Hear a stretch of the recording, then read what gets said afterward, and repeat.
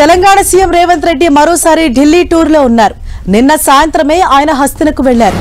ఇవాళ కేంద్ర విదేశాంగ మంత్రి జయశంకర్ తో సీఎం రేవంత్ రెడ్డి సమావేశం కానున్నారు. జయశంకర్ తో సమావేశంలో సీఎం రేవంత్ తో పాటు కాంగ్రెస్ నేత శ్యామ్ పిట్రోడా కూడా పాల్గొననున్నట్లు తెలుస్తోంది. అయితే సీఎం రేవంత్ జయశంకర్ భేటీపై సర్వత్రా ఆసక్తి నెలకొంది.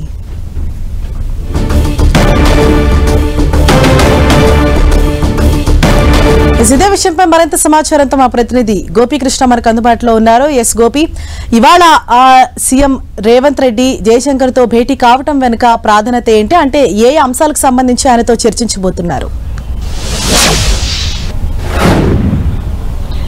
తెలంగాణ సీఎం రేవంత్ రెడ్డి ఈ నెలలో మూడోసారి ఢిల్లీలో పర్యటిస్తున్నారు. నిన్న సాయంత్రమే ఆయన ఢిల్లీ చేరుకున్నారు. ఈ రోజు కేంద్ర విదేశాంగ శాఖ మంత్రి ఎస్ జయశంకర్ తో భేటీ కాబోతున్నట్లుగా సమాచారం. ఇంకా అపాయింట్మెంట్ కి సంబంధించిన వివరాలు తెలియరావాల్సి ఉంది. ఆయనతో పాటుగా ఇప్పటికే తెలంగాణ చీఫ్ సెక్రటరీ శాంతకుమారి కూడా మరి కాసేపట్లో ఢిల్లీ చేరుకోబోతున్నారు. సో తెలంగాణ రాష్ట్ర వ్యవహారాలకు సంబంధించి విదేశాంగ శాఖ కార్యాలయంతో ఉన్న వ్యవహారాలపైనే ప్రధానంగా కేంద్ర మంత్రితో చర్చించే అవకాశం ఉంది. అలాగే కాంగ్రెస్ ఓవర్సీస్ వ్యవహారాలు చూస్తున్న శ్యామ్ పిట్రోడాతో కూడా రేవంత్ రెడ్డి సమావేశం కాబోతున్నట్లుగా తెలుస్తోంది.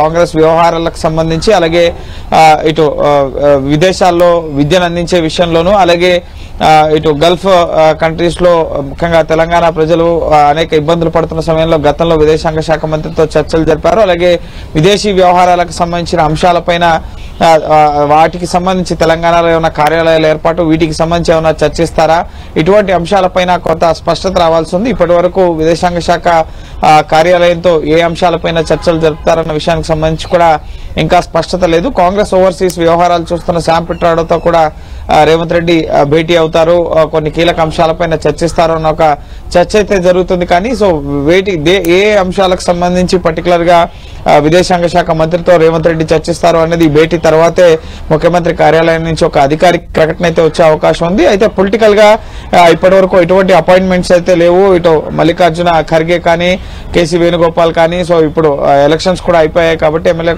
ఎమ్మెల్సీ ఎలక్షన్స్ కి సంబంధించి అభ్యర్థుల్ని ప్రకటించారు. అభ్యర్థుల ప్రకటన పూర్తయింది కాబట్టి సో నెక్స్ట్ ముఖ్యంగా పార్టీకి సంబంధించి పిసిసి కార్యవర్గ కూర్పుకు సంబంధించిన ప్రకటన రావాల్సి ఉంది.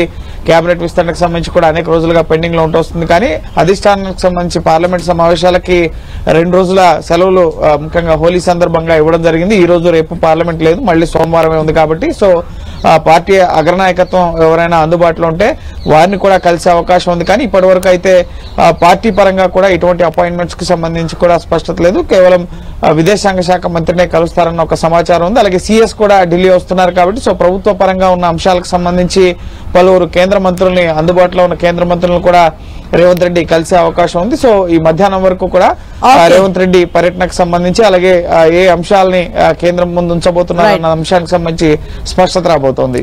Thank you Gopi.